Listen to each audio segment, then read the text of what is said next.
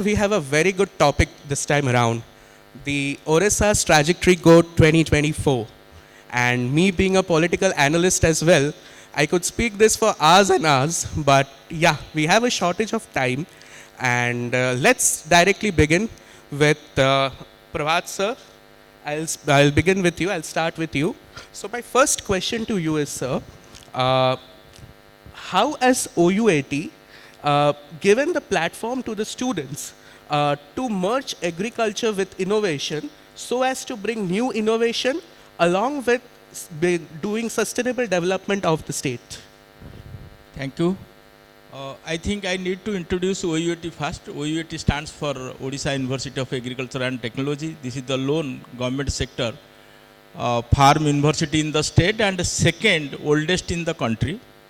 We undertake teaching, research and extension with respect to agri and allied sciences. When I say allied, obviously it is veterinary, forestry, fishery, home science, agricultural engineering, horticulture, so on and so forth. And as regards to innovation, as you are speaking of, truly agriculture is really less explored. So innovation, skill development, entrepreneurship, these have lot of scope and opportunity so far as OUAT is concerned. And OUAT is offering programs starting with diploma till doctorate. And also you will be happy to know that OUAT is offering 1 year certificate course in the mineral bearing districts so that when they are affected by the mining activities, their livelihood can be sustained with these kind of activities. And there are many more innovations are needed in the event of climate change, in the event of bringing rural youth to the fold of agriculture, in the event of attracting women, making their life comfortable and also drudgery free so that they can be more involved in agriculture. These are the facts. So, Pradipta sir, my first question to you is what are the main challenges that the mining industry has faced over the years and how S&M Group has overcome it? Good evening, my co-panelist and the audience. See, mining industry, if you look at it today, is the backbone of Odisha. If you see the GSTP of Odisha, it contributes around 44%, GSTP around $110 billion. And the mining industry faces many challenges, which is going to come because of many issues. It will face environmental challenges, climate change, it will face governance issues, it will face many other challenges which will like to be, because you have a lot of issues, technical issues like the slowly we are having, because not many minings are coming up, availability of calibrated ore for the steel industry is not available, whereas we have very many low grades fines piled up. So that has to be disposed of. So there are many challenges as any industry faces. Mining also has similar challenges which will be overcome by taking appropriate measures. Thank you. So, sir, my first question to you is, SCB is a brand not only in Odisha, but if we talk all of India, not even India, like my uncle who is also a doctor, he stays in UK, he has some great respect for SCB. So, my first question to you is, how has the healthcare sector in Odisha changed in the past decade and how directly SCB has impacted on it? A very good question. Is the beginning, and SCB is the tower disseminating healthcare and hope of people of Odisha. I'll tell why. This is a 400-year-old hospital. You'll not believe. Many of you don't know that this hospital was started by Chhatrapati Shivaji for people attending Lord Jagannath in Puri who had cholera, who had diarrhea, who were dying on the road. To take care of them in 16th century, this was started. And 100 years back, It was started as a medical college by Britishers, which is still imparting the education. So think of a hospital 400-year-old, think of a medical college 100-year-old. And this is what SCB is disseminating the healthcare across the globe.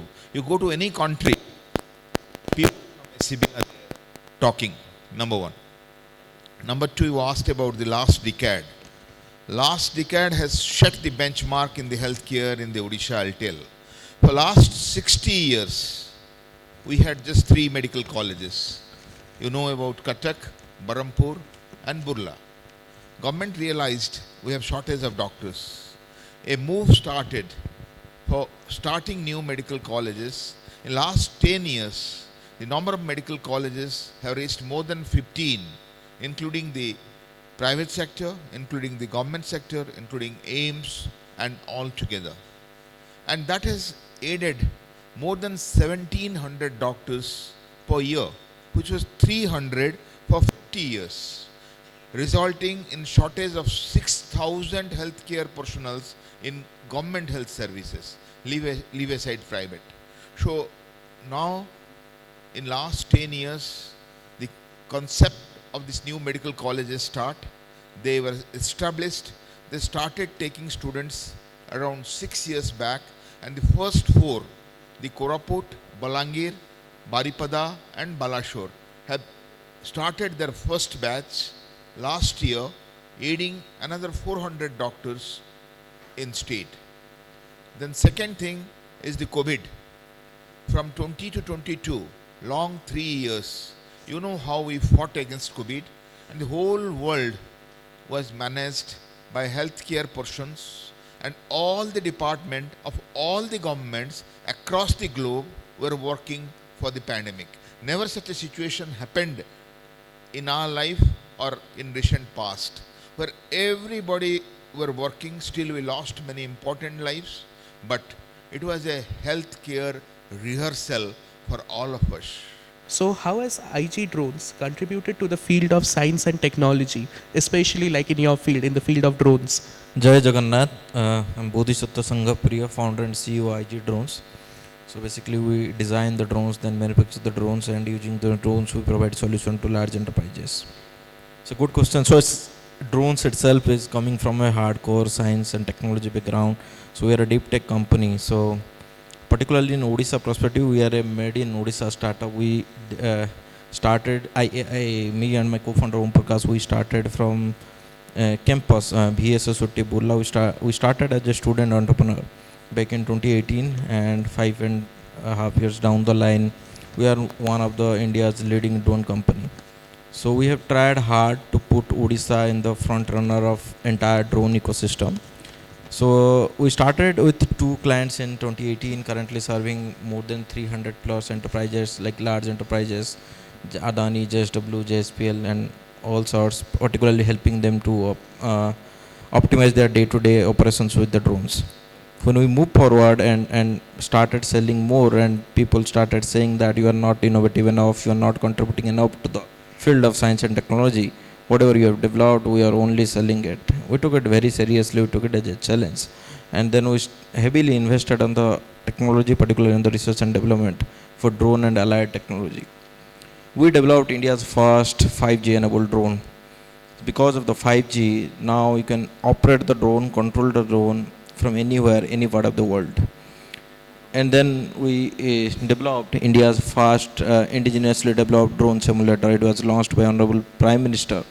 And so last June I was in Paris as part of Government of India delegation, and there we got to know that the drone we developed in Odisha as not just the first 5G drone of India, it's in fact the first 5G drone of the world. So this kind of innovation we are continuously developing. So I truly believe in made in Odisha, made for the globe. And currently we are headquartered in Delhi with 5 regional offices all across India. But I truly believe Odisha is a talent bed of new generation entrepreneurs, new generation technology. And currently we have 300 people working in our team, and surprisingly 90% of them are ODIAs. I truly believe in the ODA potential, and ODAs can definitely win. And science and technology, we have done a lot, but what I believe, I represent fraternity, a startup fraternity, and we are doing amazing work in startup work, and all thanks to Startup Odisha led by Executive Chairman Dr. Omkar Roy. So Startup Odisha is actually helping young entrepreneurs like me. So creating new generation entrepreneurial ideas, taking deep tech ideas to the reality, to the market, and Odisha is definitely leading it. And recently Odisha got top performer award in the entire India as a top performer state. So this is the testimony that Odisha is rising and Odisha is growing, and definitely IG Drones is proud of that Odisha's growth journey. So, sir, my first question to you is, what are the most challenging decisions you have taken once you are in for the industries department, and how these decisions have fostered in the positive growth? Good evening to all. Thank you for calling me here. Your question relates to what changes we have made so that to attract more and more investment, and what is the real statistics. Absolutely, sir. So most of you must have seen the 2022 policy, that is IPR, Industrial Policy Resolution, and compare it with 2015 IPR. There were hardly any capital investment subsidy up to the mark, like 30%, 40% without capping. That was our intention, to attract more, and from 2016 Make in Odisha, from 2018 Make in Odisha, we learnt a lot, and where we are to capitalize and how to attract more and more investments. That was our first motto. We sat at least 20 times with different departments. Our secretary, Mr. Hemant Sharma, took about 20 sittings for framing this industrial policy resolution, which was out on 1st December 2022, on the first day of Make in Odisha 2022. And you can see everywhere in any growing state like Gujarat, Maharashtra, mostly industrialized states, Karnataka, Tamil Nadu, Uttar Pradesh, they have capital investment subsidy up to 30%, but with a cap. That maximum 200 crores or 100 crores, like that. But we don't have a capping. 30% for, except steel and mines, since mining is our, we are fortunate to have these kind of minerals bestowed with good, the minerals which are needed for human living, all are available in Odisha except copper. All mining industries, mining related industries are to come. We don't encourage them to come. Even if we don't encourage, they will come. So there is no that kind of capital subsidy. But for all downstream industries of steel and aluminium, we have capital investment subsidy 20% without capping. That means if you invest 20,000 crores, then you get back 4,000 crores back from government. And in apparel sector, it is 40%. And in another sector was created in 2022, that is thrust sector, that is new age industries. We have got first of its kind thrust sector industry, like that JSW EV, and another Kalyani Steels, which will produce titanium dioxide steel for aerospace and defense. So that kind of industry are getting 30% capital subsidy without capping. And in apparel sector, एटी मोर बंधु बसचंती एबे अरुंधति बांध कला बोली गोटे तांकर एई 3 दिन तले माननीय मुख्यमंत्री को द्वारा उद्घाटन होता. So in apparel and textile sector the policy, the sectoral policy, MIO is the mother policy, and every department have their sectoral policies, where the apparel and textile sector, if you invest 100 crores, you get back 40 crores. So that kind of change happened in 2022, so that we created another sector, that is thrust sector. And I must tell you, the chemical industry, we have Paradeep refinery, and now Government of India has agreed and signed MOU for the naphtha cracker plant of investment of 70,000 crores in Paradeep. So that is another investment of 70,000 crores by IOCL. So there will be lot of chemical downstream industries. So where in other states, in advanced industrial states, have their chemical industry as red category, we have red carpet for red category chemical industries. That is Odisha. The first and foremost one, from Kalahandi to Berhampur, Raurkela to Bhubaneswar, generating new employment opportunity.